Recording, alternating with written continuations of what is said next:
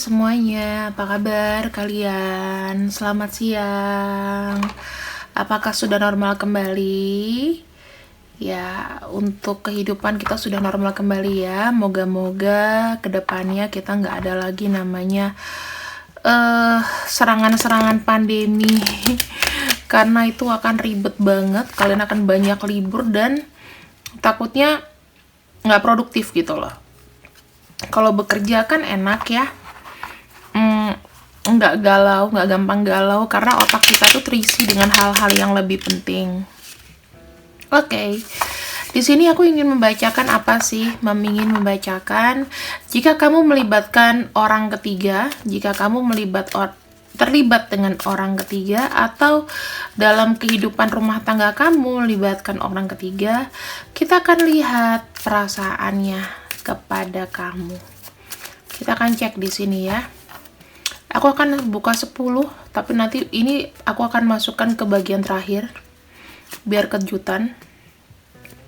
Gimana perasaan dia sama kamu? 9, 10. Oke. Ada 10 kartu yang sudah aku ambil di sini. Kemudian, jika kamu melibatkan orang ketiga, ini adalah bacaannya. Oke, kita akan lihat di sini. Kartu pertama, apa yang kita dapat?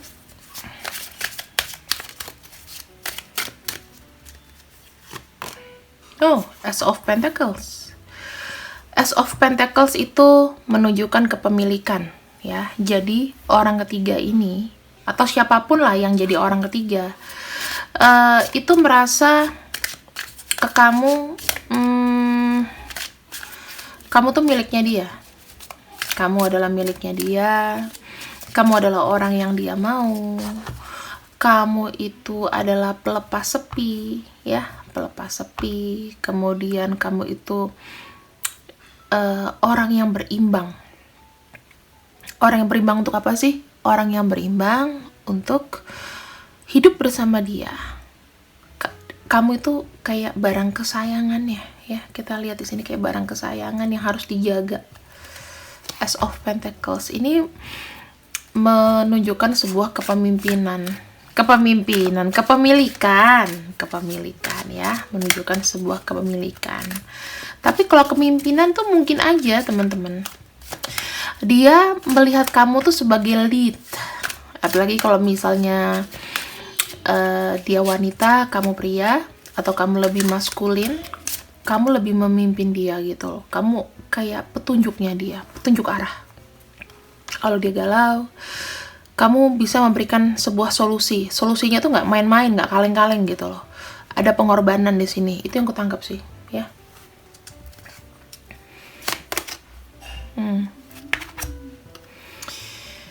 Oke, Nine of Cups. Nine of Cups di sini melambangkan namanya komplit dari perasaan, ya. Kamu lihat nggak di sini? Dia itu lagi sendiri.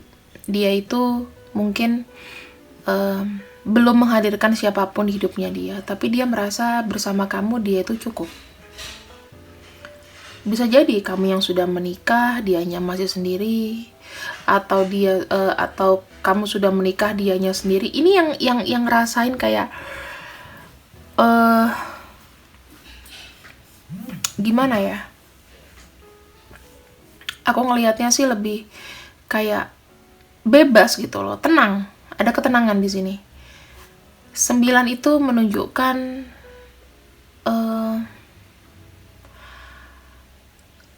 dia itu sebenarnya sangat kesepian.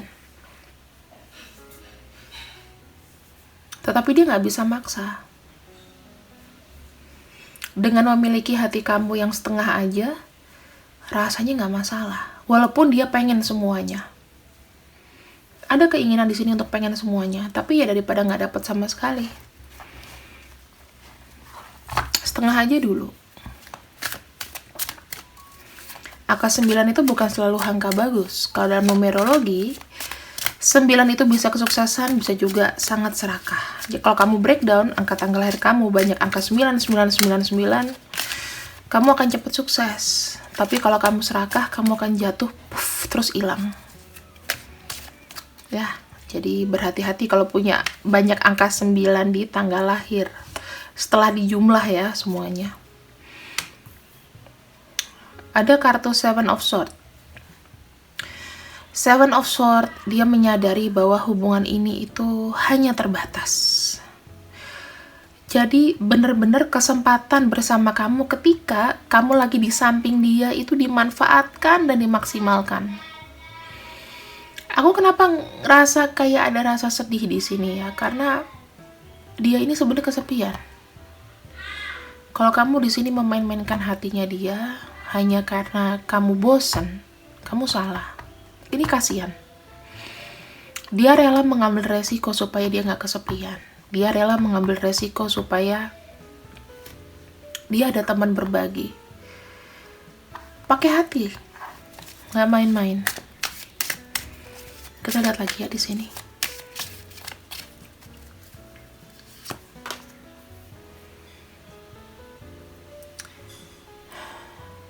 Dia mengambil resiko loh di jalan yang penuh dengan liku-liku, teman-teman.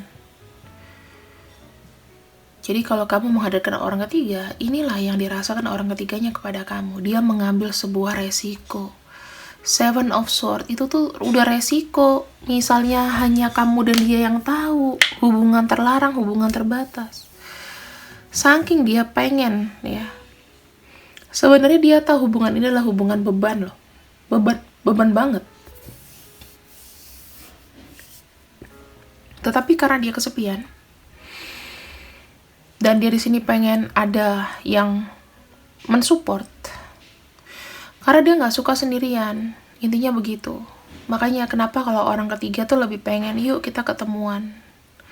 Itu karena memang dia kangen ada sosok di samping dia. Ten of Wands di sini bilang bahwa saya itu nggak pengen sendiri. Saya suka privacy tapi saya nggak mau sendirian gitu loh. Saya pengen ada yang nemenin. Nggak banyak orang, cuman kamu. Resiko dan penuh beban itu yang dia ambil.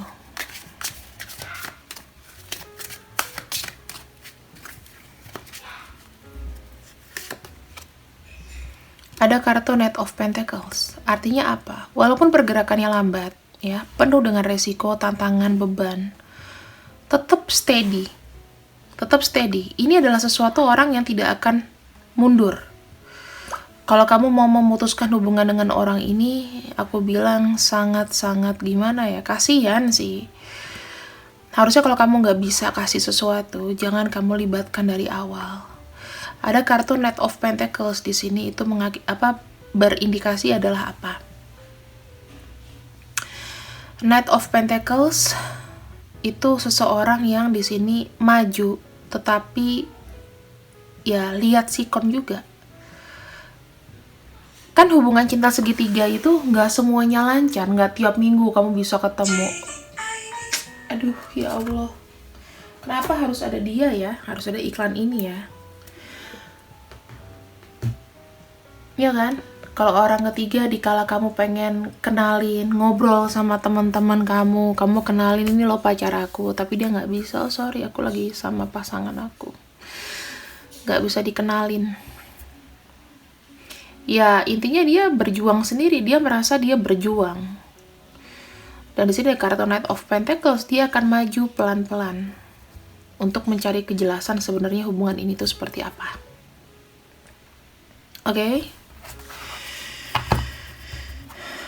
Kita lihat lagi ya di sini lebih dalam supaya kamu tuh tahu gimana sih perasaan orang ketiga, apalagi orang yang banyak kamu kasih janji, harapan, ya.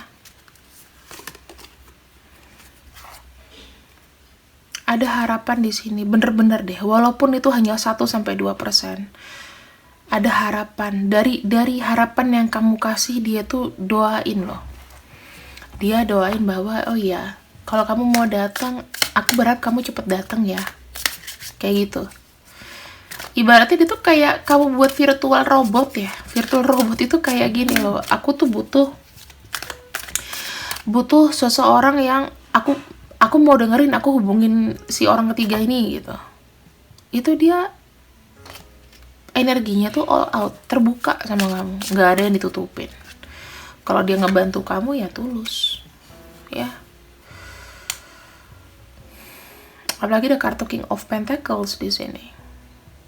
Bahkan orang ketiga ini sepertinya rela loh membantu kamu di kala kamu susah, mungkin kayak gitu, ya. Orang ketiga tuh nggak selalu mau meretin loh teman-teman, belum tentu mau meretin. Tapi siapa tahu dia itu malah yang ngebantu di luar pasangan sahnya. Kamu tahu nggak sih sebenarnya di sini perasaannya gimana? Udah banyak berkorban, tapi masih disalahin juga. Padahal yang salah misalnya kamu. Kamu nggak kasih dia privilege, padahal yang lebih banyak apa ya? Yang lebih banyak berkorban, yang lebih banyak tenaga mikir itu adalah orang ketiga sebetulnya. Orang kedua ya pasangan kamu mah santai, kamu nggak mungkin kan ngebebanin dia, aku butuh duit dong, aku ini. Kamu ngeluhnya ke orang lain. Misalnya gini, kamu sama pasangan kamu lagi sedang nggak enak nih hubungannya, ya kan? Kamu larinya kemana? Ke orang ketiga. Kalau seandainya kamu lagi nggak sukses dalam pekerjaan, butuh modal, kamu cerita ke dia, apa dia diem aja? Ini dalam kondisi-kondisi kalian misalnya keuangannya berimbang ya. Sementara mungkin pasangan kamu di sini membantu pun ya kamu sungkan mintanya. Padahal itu pasangan kamu sendiri, tapi kamu bisa lebih terbuka sama orang ketiga. Aku lagi nggak punya duit nih, aku minta dibantu nih. Ayo, siapa yang orang ketiga yang ngebantu pasangan orang lain? Kalian tuh tahan banting, aku salut. Kalau aku sih nggak bisa. Kalau aku anggapnya aku sodakoh gitu. Tapi aku tidak mengharapkan apa ya. Kalau aku pribadi di sini ya, bukan kalian harus ngikutin aku, tapi kalau aku di sini tuh orangnya terlalu realistis sih. Jadi kalau ada orang ketiga yang apa ya, misalnya aku dijadikan orang ketiga sama seseorang gitu, aku pastinya nggak begitu yang into. Kalau dia lagi happy ayo, kalau susah jangan ngajak. Ya, di sini kita lihat ada kartu King of Cups. Orang ketiga itu perasaannya sangat dalam sekali. Pusing, sedih, terombang-ambing karena melihat kamu yang berbelit-belit. Melihat kamu tuh yang kadang-kadang suka salah arti, salah paham. Kamu yang hanya datang sekena-kenanya kamu dikala kamu cuman butuh. Selalu energi tarik-menarik dan ini terlalu banyak sedih.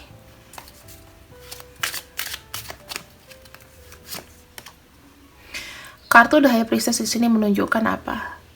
Orang ini, orang ketiga, itu secara pemikiran dia mempelajari kamu.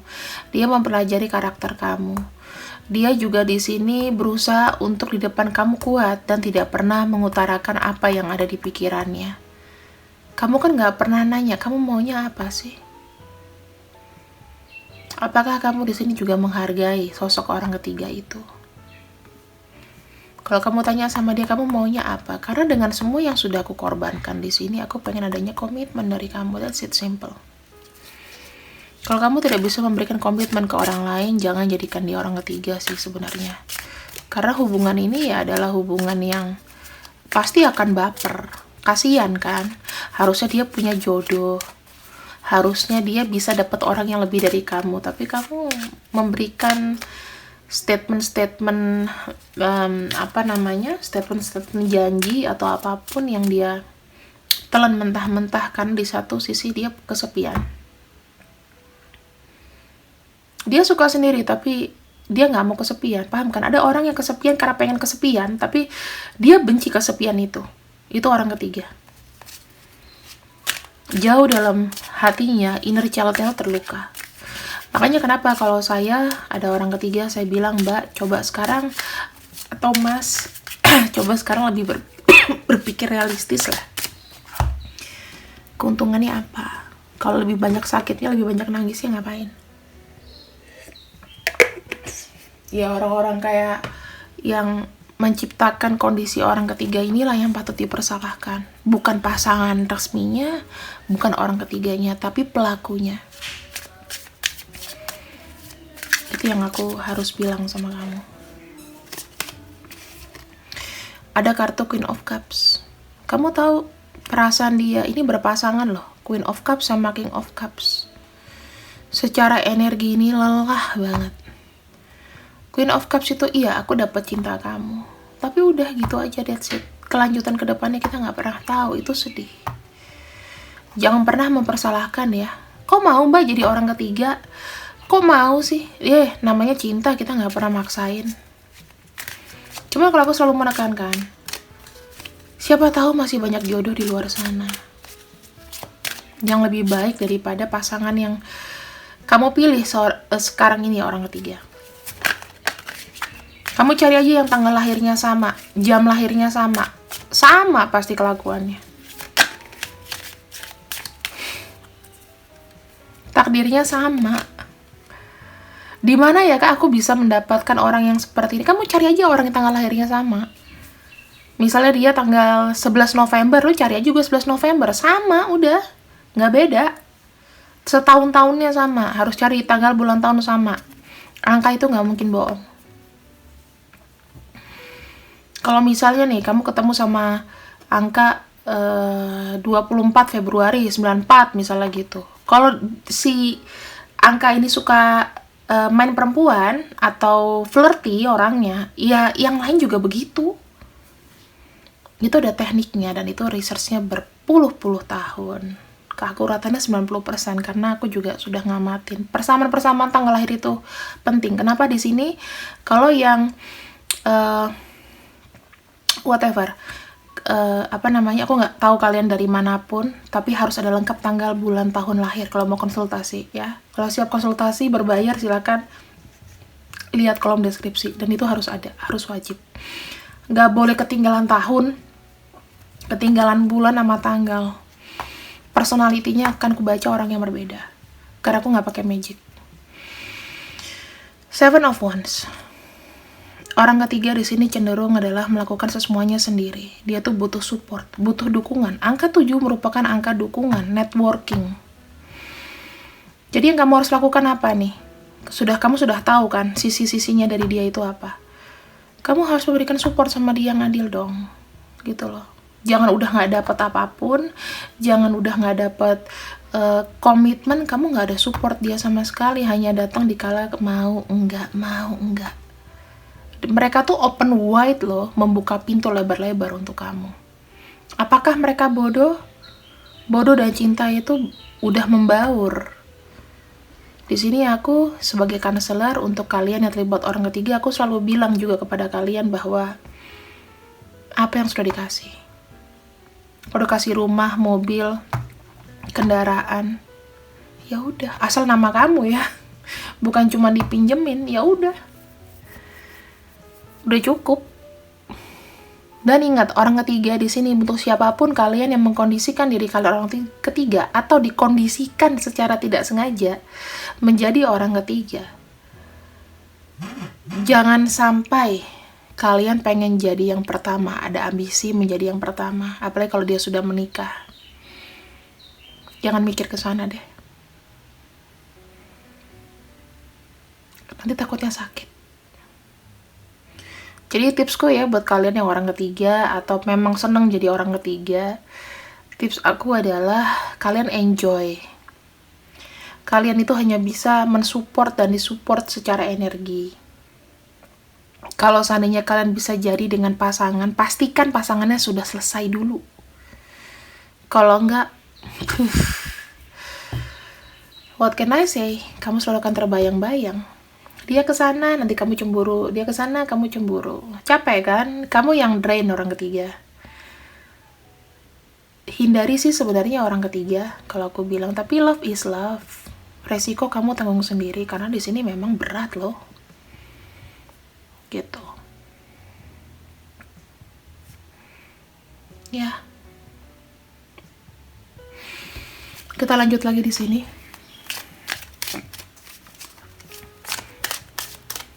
Oke, ini aja dulu ya. Inilah yang dirasakan orang ketiga. Kita akan klasifikasi dari beberapa. Secara mental banyak yang kena, shadow, higher self, shadow, emosi. Jadi yang kartunya yang banyak adalah di sini mental dan mental realistis dan shadow. Aku bacain dulu yang itu ya. Sorry, emosional dan emosional. Oke, emosional 2. Berarti shadow dan emosional ya. Aku bacain dulu. Shadow dan mental. Aku bacain dulu. Secara mental orang ketiga begini ngomongnya. Kamu bisa menerima gak sih aku itu di hati kamu? Kamu bisa menerima aku gak sih kondisiku sekarang seperti ini? Kamu bisa terima aku apa adanya gak? Karena hidup aku tuh udah banyak hancurnya gitu. Mungkin aku tidak seperfect dengan pasangan kamu. Pasangan kamu kan enak, tinggal ada dapat jalurnya, ketemu sama kamu, menikah kan. Sementara aku di sini, aku punya banyak masalah. Mungkin aku duda atau janda, mungkin aku memang single yang belum punya pasangan. Hidupku tuh penuh dengan masalah cinta. Hidup aku tuh berantakan. Kamu bisa terima aku nggak? Aku juga heran, kenapa secara realistik aku itu punya perasaan ini ke kamu. Ya, kenapa aku merasakan ada intensitas, aku pun nggak tahu. Kenapa aku suka sama kamu itu pun secara energi aja, aku nggak tahu.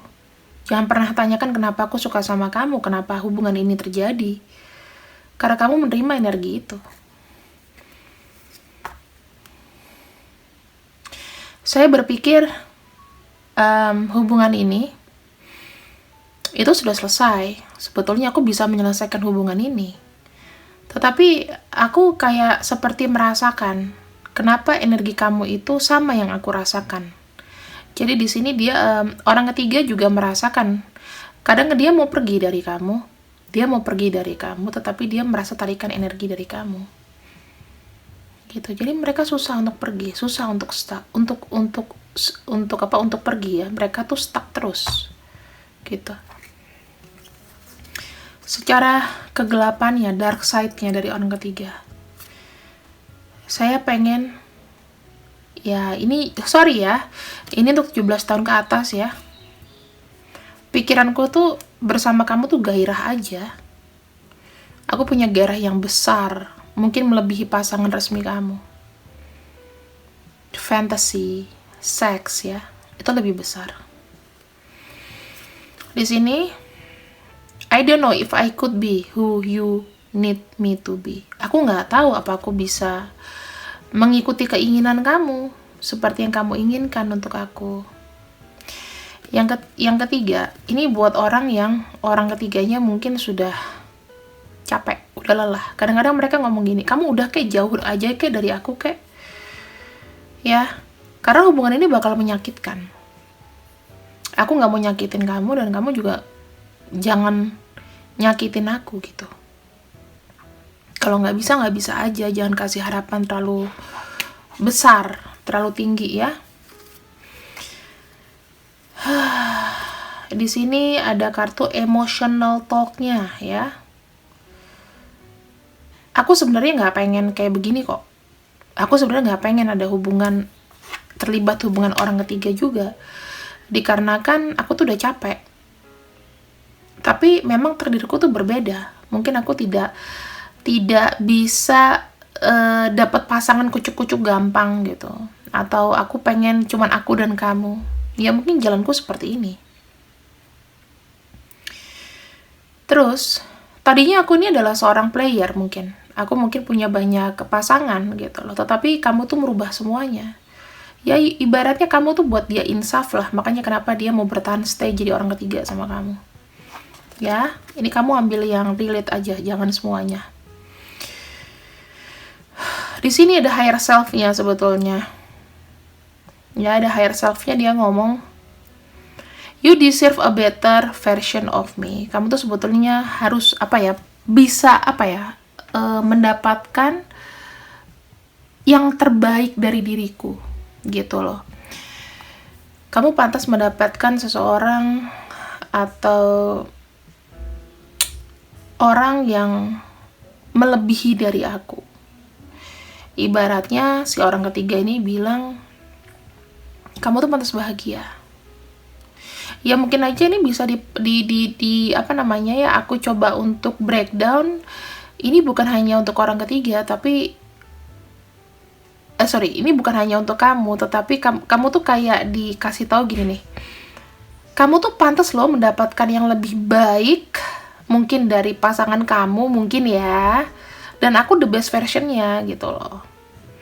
Bisa jadi begitu. Bisa jadi kalau dia memang udah capek, you deserve a better version of me.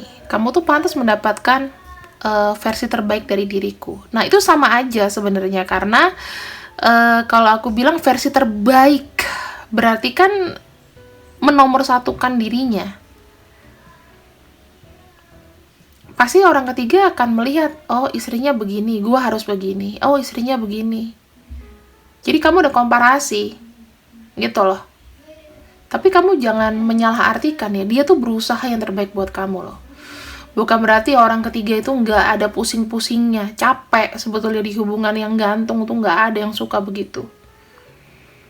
Jadi please, buat kamu yang menghadirkan orang ketiga di hidup kamu, jika orang itu single,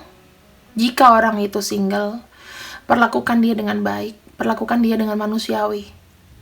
Oke? Kalau misal dia baik dan single ya, tapi kalau misalnya dia udah single, cuman manfaatin, lepaskan.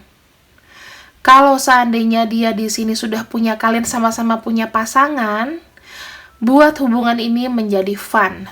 Hubungan yang indah, seperti kayak soulmate aja. Nggak usah mikirin, apakah aku bisa bersama dengan dia? Jangan. Kalau kamu di sini sudah, kamu berpasangan, namun kamu sudah pisah, sudah bete sama pasangan kamu, secara resmi tolong diselesaikan dulu. Ini teguran juga ya, jangan menghadirkan orang ketiga di perkawinan kamu sebelum kamu selesai dengan pasangan kamu. Gitu. Kasihan ini orang. Aku di tengah-tengah ya. Karena nggak ada musyawarah mufakat di sini. Namanya perasaan itu nggak ada musyawarah mufakat. Jelas orang ketiga lebih rugi sebetulnya. Jadi kalau kamu memang mencintai dia, kalau kamu merasa tidak mampu untuk hidup sama dia, biarkan dia pergi. Biarkan orang ketiga ini pergi. Dan kamu gak usah ngejar lagi.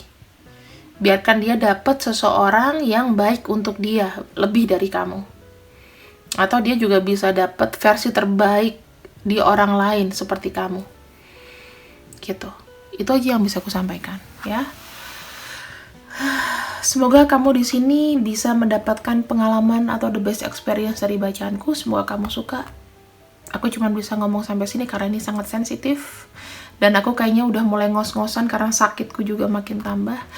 See you, ambil yang baik-baik, buang yang jelek. Jika ingin personal reading, ada namanya di deskripsi. See you, and bye-bye.